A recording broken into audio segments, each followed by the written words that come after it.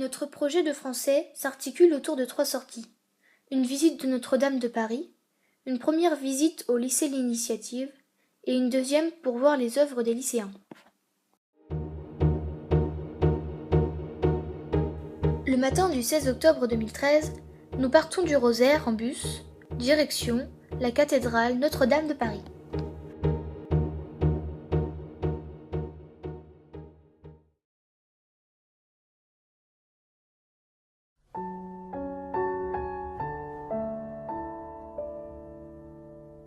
Nous nous retrouvons autour d'un petit déjeuner avec les jeunes du lycée L'Initiative. Ils sont en première année de CAP de décoration sur céramique. Nous avons ensuite constitué des groupes pour suivre des visites guidées et pour réaliser une mission photo. Ces photos serviront de support pour les lycéens afin qu'ils réalisent des œuvres en céramique. La cathédrale Notre-Dame de Paris est un édifice qui date du XIIe siècle. Chaque groupe avait un guide qui a commencé par nous présenter la façade extérieure de la cathédrale. Ce n'était pas sans nous rappeler un descriptif de Notre-Dame dans le livre de Victor Hugo. Et d'abord, pour ne citer que quelques exemples capitaux, il est à coup sûr peu de plus belles pages architecturales que cette façade où, successivement et à la fois, les 3 portails creusés en ogive, le cordon brodé et dentelé des 28 niches royales, l'immense rosace centrale flanquée de ses 2 fenêtres latérales, comme le prêtre du diacre et du sous-diacre, la haute et frêle galerie d'arcades à trèfle qui porte une lourde plateforme sur ses fines colonnettes, enfin, les 2 noirs et massifs tours avec leurs auvents d'ardoise, partie harmonieuse d'un tout magnifique, superposés en 5 étages gigantesques, se développent à l'œil, en foule et sans trouble, avec leurs innombrables détails de statuaire, de sculptures et de ciselures, ralliés puissamment à la tranquille grandeur de l'ensemble.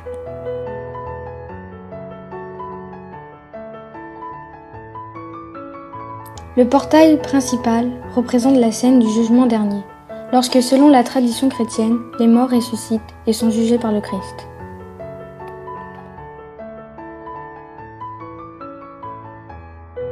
L'archange Saint-Michel utilise une balance pour peser les péchés et les vertus.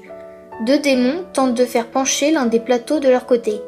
Les élus sont à gauche, tandis qu'à droite, les damnés enchaînés sont menés en enfer, poussés par d'autres démons.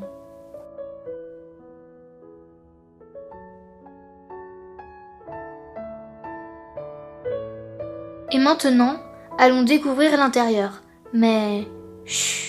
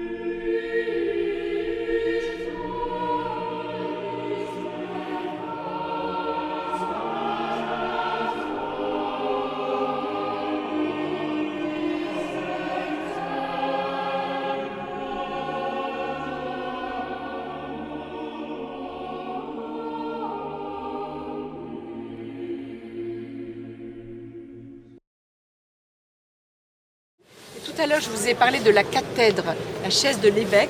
Elle était là, regardez la chaise de l'évêque, la cathèdre. Oui, on la voit. Voilà. Et ici, cet hôtel, évidemment, il ne date pas du Moyen-Âge. Vous voyez bien qu'il est d'un autre style. Il date d'il n'y a pas longtemps du tout. Et il est censé représenter les évangélistes, et les prophètes. Et les 4 grands prophètes qui ont annoncé la venue de Christ. Voilà. Alors, si on regarde maintenant les 2 roses, regardez bien la rose qui est là. La rose qui est là, c'est la rose nord, elle est exposée au nord et elle a une couleur dans les bleus violets. Elle raconte tout ce qui s'est... Elle ne représente que des personnages de l'Ancien Testament. Elle a 13 mètres de diamètre. Regardez. Et la visite continue. Nous admirons l'immensité de cette architecture. Nous découvrons des scènes bibliques sculptées en pierre ou en bois. À l'entrée, il est exposé une maquette de la cathédrale, nous permettant de l'admirer dans son ensemble. Partout, nous pouvons voir aussi des sculptures décoratives en pierre. Nous repartons ensuite à l'extérieur pour admirer les façades, les gargouilles et les chimères. Savez-vous la différence entre les gargouilles et les chimères ? Les gargouilles servent à évacuer l'eau de pluie, elles dépassent dans le vide et rejettent l'eau loin des murs. Les chimères, elles, sont disposées en simples décors. Elles représentent les animaux fantastiques qui éloigneraient les démons des églises.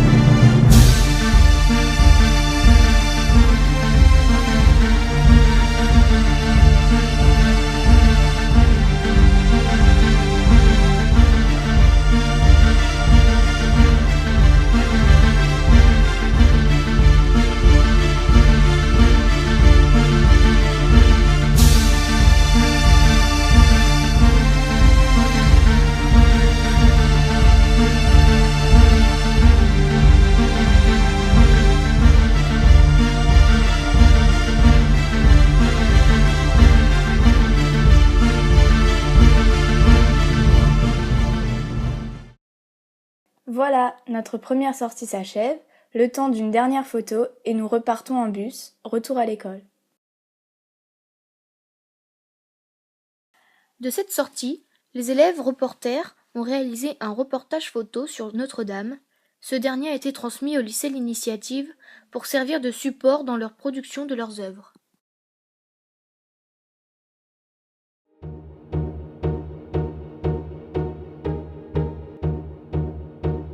Pour cette deuxième sortie, rendez-vous au lycée L'Initiative à Paris dans le 19e.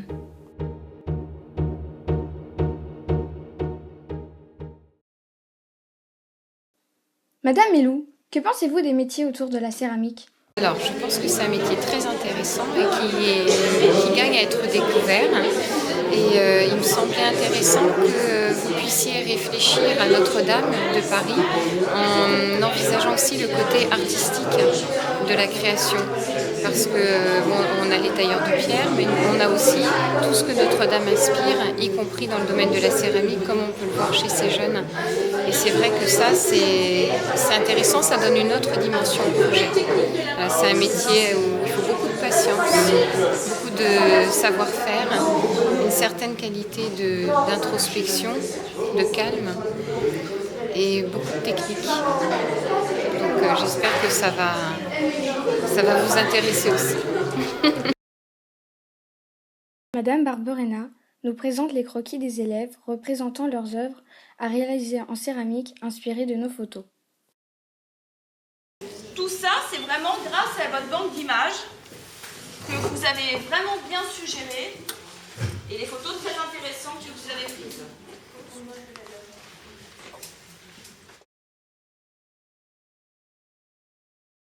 Avant de retrouver les élèves, Madame Barberena nous explique comment, à partir d'argile, nous pouvons réaliser des pièces en céramique. Ici, Madame Barberena nous explique comment fonctionne un moule en plâtre. Nous avons pu voir ce principe dans l'émission C'est pas sorcier.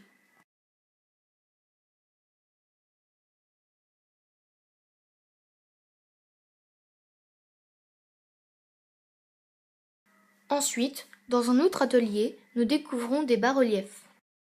Donc là, vous avez de la porcelaine crue, d'accord ? Donc ils sont venus travailler au pinceau. Donc les petits points que vous voyez autour, c'est ce qu'on appelle un poncif. On vient perforer du calque, du fusain, et en fait par les petits orifices, ça reporte le motif. Ce qui vous permet comme ça d'avoir une dizaine de décors identiques. Donc là, c'est aussi un travail autour de Notre-Dame. Donc là, par rapport aux photos que vous aviez prises des vitraux, les élèves ont travaillé là-dessus. Et le prochain travail va être au niveau du pavage. Pavage, vous voyez ce que c'est un pavage? Pour les pavés? Oui, donc c'est le sol. Ah oui, j'oubliais. Le plus important après tout ce travail, il reste la cuisson au four. Cela peut être angoissant après plus de 40 heures de travail sur une seule pièce. Lors de la cuisson, une petite bulle d'air peut faire claquer la pièce et des fois même ses voisines, et ainsi détruire tout le travail. Donc en fait, on travaille avec des plaques que l'on superpose les unes au-dessus des autres, ce qui nous permet de remplir le four. Voilà, donc là, tout le matériel que vous avez ici, c'est des terres réfractaires, qui, elles, bien sûr, supportent plus de 1300 degrés, parce que si le matériel d'enfournement ne tenait pas cette température-là, vous imaginez, donc eux, ça monte jusqu'à 1600 degrés, ça tient, il n'y a pas de souci. D'accord ? Découvrons à présent le travail des élèves. Ici, on ne trouve pas de gomme ni de crayon, mais dans un atelier de modelage, on verra plutôt des couteaux, des ébauchoirs, des pinceaux, des spatules, des mirettes ou autres fils à découper. Tout le travail des élèves va maintenant consister à décorer les moules fabriqués préalablement. La décoration des pièces, à partir d'éléments architecturaux, sera réalisée selon différentes techniques. Ici, le découpage d'une pièce est fait au couteau. On peut également appliquer de la barbotine au pinceau pour créer un relief. Le gravage demande beaucoup de concentration et de minutie. Je suis en train de réaliser ma gargouille ici sur mon mug et en fait ce sera surtout une anse et du coup là je suis en train de modeler ma gargouille sur le mug qu'on a coulé, qu'on a coulé hier je pense. Oui. Et donc du coup après ça va réduire à la cuisson, donc si c'est gros là ça va aller après la cuisson et donc du coup ça fera un mug de décoration et voilà. Comme il nous avait demandé 2 idées, donc là il y a 2 idées. Moi j'en ai fait 3, donc il y a toujours un truc du style gargouille qui est dedans, et là ce serait en gravure et tout, et j'ai choisi de prendre celui-là parce que la gargouille c'est la gargouille quoi, c'est vraiment le... Voilà, donc c'est vraiment pour ça que j'ai pris ça, mais c'est assez compliqué parce qu'il faut trouver le juste poids pour pas que ça se casse la figure. C'est technique. Mais ça va. Et toi, sur ton bol, c'est un arc-boutant, c'est ça? D'accord. Là, je sais pas si on a le même mug, on a exactement le même mug. Et on va pas du tout avoir la même chose. Oui. Pas du tout, ce sera pas du tout le même style et pourtant c'est le même sujet, le même mug, la même forme, la même terre, mais on peut faire tout et n'importe quoi et c'est ça qui est bien dans cette formation, c'est que même si on a un sujet, on garde notre part d'imagination et du coup les professeurs, je pense qu'ils nous notent là-dessus aussi. Ils nous notent sur notre inspiration et le fait qu'ils voient que ça nous intéresse et ça les pousse à faire des sujets d'autant plus entreprenants et c'est ça qui est vraiment bien dans cette formation. En même temps qu'ils avancent sur leur réalisation, les élèves répondent à nos interviews. Enfin, la journée se termine sur un petit goûter. À la fin de la journée, nous repartons tous en bus au collège.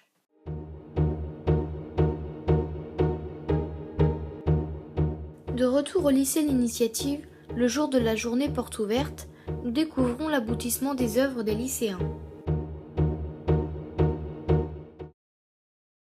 À l'issue de votre beau travail de collecte, les élèves ont donc réalisé les maquettes que vous voyez ici. Les pièces, vous vous souvenez, ont été coulées. Là, c'est votre venue dans l'atelier. Vous vous souvenez quand vous étiez en bas, là? Là, c'est avec Constance. Là, vous êtes le groupe complet. Là, vous avez David qui est en train de reprendre une rosace. Et maintenant, la pièce est terminée. La voici. Donc, avec un émail qui tressaille. Voilà, donc là, elle était cuite à 980. Donc vous avez suivi le processus du début jusqu'à la fin. Donc vous avez là le groupe Rosace. Voilà. Ça, c'est celle de Milena. La gargouille qui plaît beaucoup. Voilà. Le groupe gargouille. Nous avons travaillé avec les photos liées aux différents vitraux. Nous avons travaillé dans le bas-relief, donc vous pouvez toucher. C'était fait en fait à la goutte et au pinceau. C'est tout lisse. Oui, c'est tout lisse, c'est émaillé. Touchez. Voilà. C'est lisse ou c'est Ouais, c'est lisse. Alors vous avez le... Voilà, là la plaque est réalisée. Le poncif est posé. Et à la goutte, vous voyez là, à la goutte ici, pose au pinceau la barbotine. Au cours de cette exposition, Madame Barberena nous a également présenté toutes les autres créations des lycéens. Un travail autour des matières. Les élèves ont été amenés à rencontrer un peintre qui lui fait son métier autour des trompe-l'œil. Donc là, vous voyez, ils sont partis du marbre.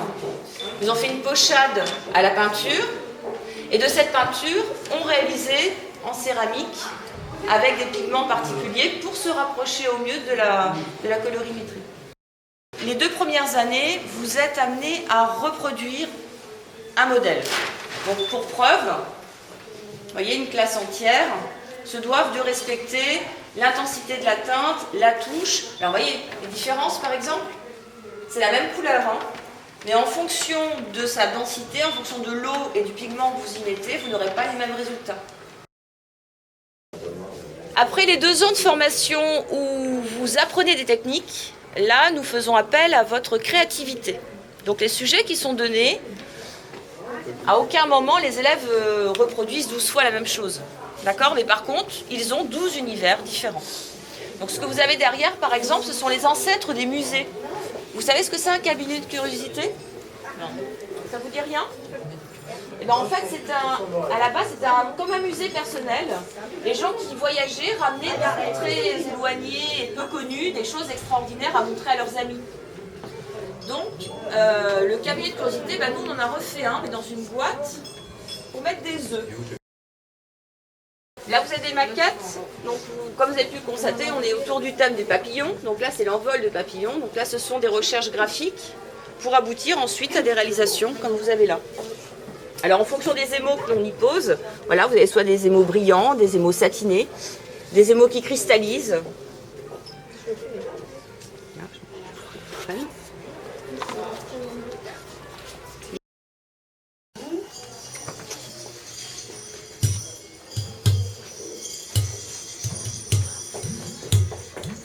Jouer sur la caisse de résonance. Donc là, vous entendez les sons. Donc les élèves accompagnés d'un musicologue ont imaginé en fait un scénario, des actions sonores pour mettre en scène chaque caractéristique d'instrument.